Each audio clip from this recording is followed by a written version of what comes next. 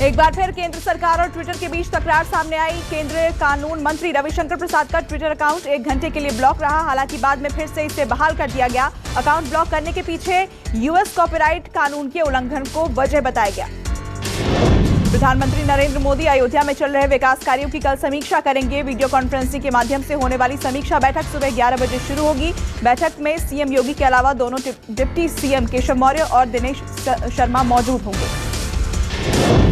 Oxygen को लेकर बनी टास्क फोर्स की रिपोर्ट में बड़ा खुलासा हुआ है। रिपोर्ट के अनुसार दिल्ली सरकार ने ऑक्सीजन की मांग 4 गुना बढ़ाकर की थी। रिपोर्ट में कहा गया है कि दिल्ली को सिर्फ 289 मीट्रिक टन ऑक्सीजन की जरूरत थी, लेकिन दिल्ली सरकार ने 1140 मीट्रिक टन जरूरत बताई। दिल्ली की ऑक्सीजन ऑडिट रिपोर्ट सामने आने के बाद केजरीवाल और बीजेपी आमने सामने आ गए हैं। केंद्रीय मंत्री प्रकाश जावड़ेकर ने ट्वीट करके कहा कि शोर मचाना कोई दिल्ली सरकार से सीखे। वहीं संबित पात्रा ने कहा कि केजरीवाल ने ऑक्सीजन पर राजनीति की है। दिल्ली की ऑक्सीजन डिमांड पर आई रिपोर्ट के बाद सीएम केजरीवाल ने ट्वीट कर कहा, मेरा गुनाह था कि मैं अपने 2 करोड़ लोगों की सांसों के लिए लड़ा। बीजेपी के आरोपों पर दिल्ली के डिप्टी सीएम मनीष सिसोदिया ने पलटवार किया है। मनीष सिसोदिया ने कहा कि ऑक्सीजन पर ऐसी कोई रिपोर्ट है ही नहीं। सिसोदिया ने बीजेपी को चुनौती दी कि अगर कोई रिपोर्ट है तो उसे सामने रखें। पुणे स्थित सीरम इंस्टीट्यूट ने कोवावैक्स की पहली खेप की प्रोडक्शन की शुरुआत कर दी है। सीरम इंस्टीट्यूट ने ट्वीट करते हुए कहा कि एक नया मुकाम हासिल किया। इस हफ्ते हमने नोवावैक्स की तरफ से तैयार की गई कोविड-19 वैक्सीन, जिसे भारत में कोवावैक्स नाम दिया गया है, उसका प्रोडक्शन शुरू किया। आईसीएमआर ने बच्चों के वैक्सीनेशन पर कहा कि इस वक्त दुनिया में सिर्फ एक ही देश है जहां पर बच्चों को वैक्सीन लगाई जा रही है। आईसीएमआर के डीजी बलराम भार्गव ने कहा कि जब तक हमारे पास बच्चों की वैक्सीनेशन पर अधिक डेटा नहीं होगा, हम बड़े पैमाने पर बच्चों का वैक्सीनेशन करने की स्थिति में नहीं। मध्य प्रदेश के बाद महाराष्ट्र में डेल्टा प्लस से एक मरीज की मौत। महाराष्ट्र में डेल्टा प्लस वेरिएंट से 21 मरीज भर्ती हैं। देश भर में अब तक 40 से ज्यादा डेल्टा प्लस के मरीजों की पुष्टि हो चुकी है।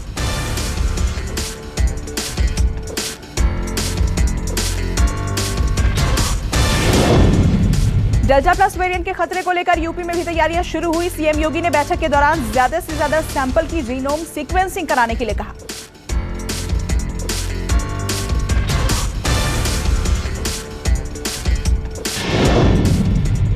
वैक्सीन की दोनों डोज ले चुके वकीलों को कोर्ट परिसर में एंट्री की इजाजत। राजस्थान हाईकोर्ट ने दिए निर्देश। राजस्थान हाईकोर्ट में 28 जून से एक बार फिर फिजिकल सुनवाई शुरू होगी। सीएम उद्धव ठाकरे ने जिला कलेक्टर्स के साथ बैठक की। उद्धव ठाकरे ने प्रतिबंधों को हटाने पर सोच समझकर फैसला लेने की बात कही। देश में कल के मुकाबले आज कोरोना मामलों में कमी दर्ज। देश में पिछले 24 घंटे में 51,000 से ज्यादा नए मामले सामने आए, जबकि कोरोना से पिछले 24 घंटे में 1,300 से ज्यादा मौतें हुई। देश में लगातार 43वें दिन कोरोना संक्रमण के नए मामलों से ज्यादा रिकवरी हुई। देश में रिकवरी रेट 96% से ज्यादा है। देश में कोरोना वैक्सीनेशन की रफ्तार तेज हुई। पिछले 24 घंटे में कोरोना वायरस की 60,73,912 लोगों को वैक्सीन लगाई गई। बीजेपी सांसद प्रज्ञा सिंह ठाकुर ने शहीद चीफ हेमंत करकरे को लेकर विवादित बयान दिया। उन्होंने कहा कि सच्चे देशभक्त करकरे को देशभक्त नहीं मानते। यूपी धर्मांतरण मामले में एक और खुलासा। एटीएस को जांच में पता चला है कि धर्मांतरण के लिए हवाला के जरिए पैसा आ रहा था। दरभंगा पार्सल ब्लास्ट मामले की जांच के लिए एनआईए की टीम दरभंगा पहुंच गई है। दरभंगा में एनआईए की टीम ने पहले रेंज आईजी के यहां मीटिंग की। इस बीच ब्लास्ट वाले दिन की सीसीटीवी फुटेज भी सामने आई है।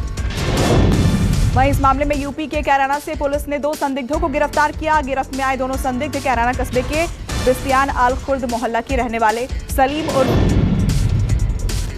महाराष्ट्र के पूर्व गृह मंत्री अनिल देशमुख के ठिकानों पर ईडी ने छापेमारी की। अनिल देशमुख के नागपुर और मुंबई के घर पर ईडी ने रेड किया। जम्मू कश्मीर के शोपियां में सुरक्षा बलों से मुठभेड़ में एक आतंकी मारा गया, जबकि एक आतंकवादी ने कथित तौर पर सुरक्षा बलों के सामने समर्पण किया। जम्मू कश्मीर पुलिस ने सेना और बीएसएफ ने एलओसी पर घुसपैठ की बड़ी कोशिश को नाकाम किया। मौके से घुसपैठियों द्वारा छोड़े गए हथियार, गोला बारूद और ड्रग्स बरामद किए गए हैं। रक्षा मंत्री राजनाथ सिंह रविवार को 2 दिन के दौरे पर लद्दाख जाएंगे। इस दौरान वो एलएसी पर ऑपरेशनल तैयारियों का जायजा लेंगे। दिल्ली के द्वारका में पति पत्नी पर ताबड़तोड़ फायरिंग की गई, जिसमें मौके पर ही पति की मौत हो गई। पत्नी की हालत गंभीर बताई जा रही है। छत्रसाल स्टेडियम में पहलवान सागर धनखड़ की हत्या के आरोपी रेसलर सुशील कुमार को तिहाड़ में ट्रांसफर किया गया। सुशील कुमार को मंडोली जेल के जेल नंबर 15 में रखा गया था। इस दौरान पुलिसकर्मी उसके साथ सेल्फी लेते नजर आए।